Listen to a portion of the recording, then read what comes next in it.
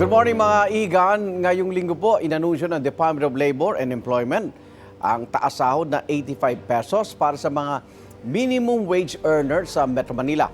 Ano kaya masasabi ng ating mga kapuso dyan?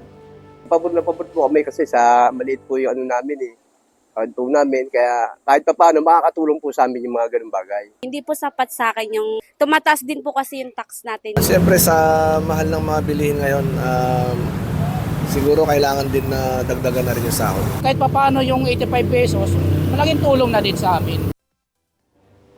Para pag-usapan pa ito, makasama po natin Secretary ng DOLE, Secretary Francis Tolentino. Good morning po, Secretary.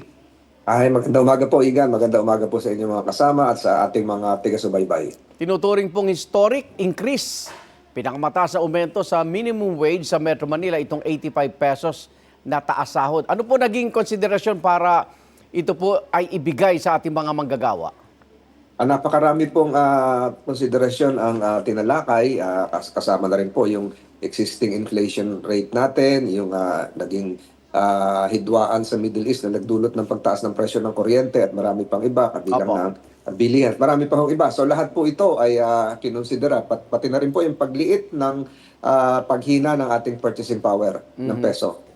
Pero ito po ay parang uutayin epektibo sa July 19 yung unang 60 pesos. Sa January 27 naman po yung natitirang 25 pesos. Bakit po kailangan daw gawin na 2 tranches ito, Secretary? Alam niyo po, gustuhin mo natin na biglaan na lang ito. Kinonsidera din po natin yung hiling ng ating mga kapitalista, ng management, ng employer, lalo na yung maliliit na business. Lahat po ito sinaalang-alang na wag naman daw biglain dahil sila po ay nahihirapan din sa taas ng presyo ng kuryente at ng mga bilihin. Opo.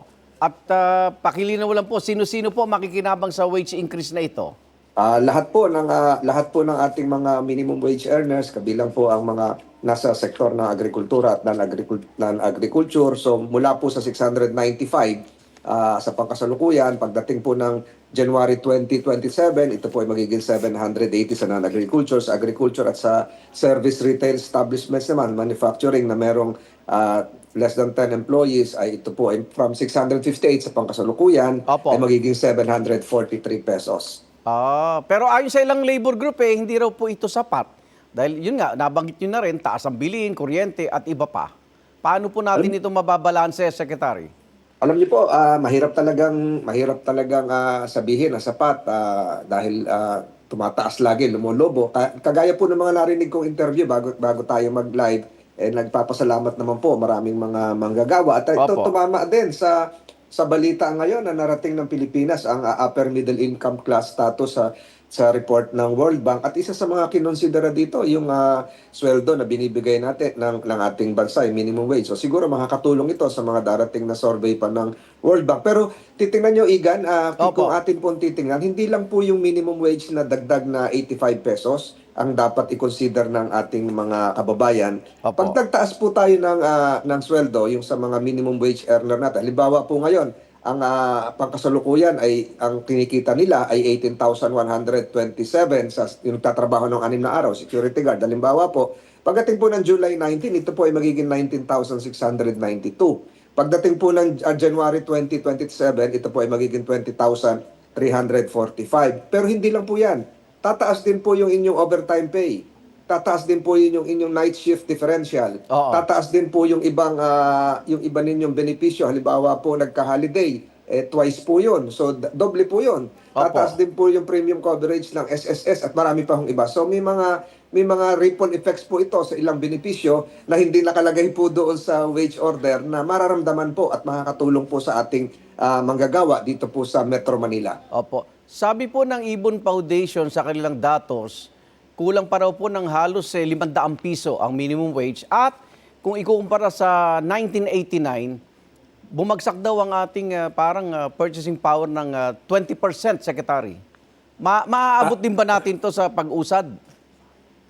Siguro po incrementally madadagdag ng kaunti, makaramdam ng kaunti. Iba naman po yung methodology, hindi natin kino-question yung methodology ng isang research foundation, pero yung sa atin po binalanse po ito sang-ayon po sa umiiral na NWPC advisory kung saan merong mga istruktura na ginagawa, sinusunod na modeling din at kinonsider din po ang ating existing economic conditions. Kahapon nga po nagdiwang ng 37th anniversary itong National Wage and Productivity Commission at Opo. pinasalamatan ko po sila. 37 years na po nilang ginagawa ito, Okay. itong pag-a-adjust ng minimum wage. At siguro po, bagamat hindi nasaklaw lahat, ito po ay magdudulot sa lalong pagsulong at pagpatibay ng collective bargaining agreement. Yung pag-uusap ng labor groups at ng management, paano ba mag-a-adjust, nang sila-sila lang po. Yun po ang sinusulong din ng batas. Opo, meron ho ba dapat ipangamba yung maliliit na negosyo sa announcement na ito?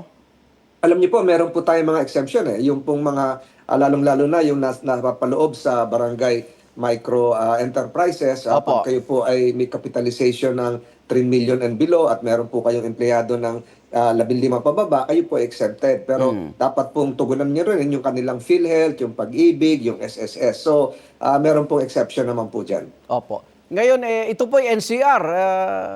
Paano naman daw po? Sana all daw, sabi ng mga nasa probinsya.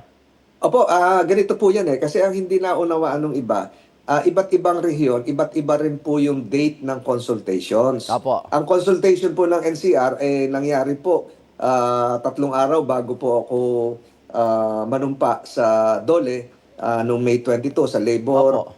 Sa May 26 nung araw naman ng panunumpa ko sa employer, nagkaroon ng public hearing noong Hunyo dito po sa Ross Boulevard. So ganun din po mangyayari sa iba't ibang rehiyon, sa Region 3, sa Angeles, doon din po sa rehiyon ko, sa Region 4A, at ganun din po sa isang malaking rehiyon, yung Region 7, ito po yung Cebu, at sa lahat po ng sa buong Pilipinas. Hindi lang po ito sabay-sabay, may iba't ibang Opo. petsa po ito.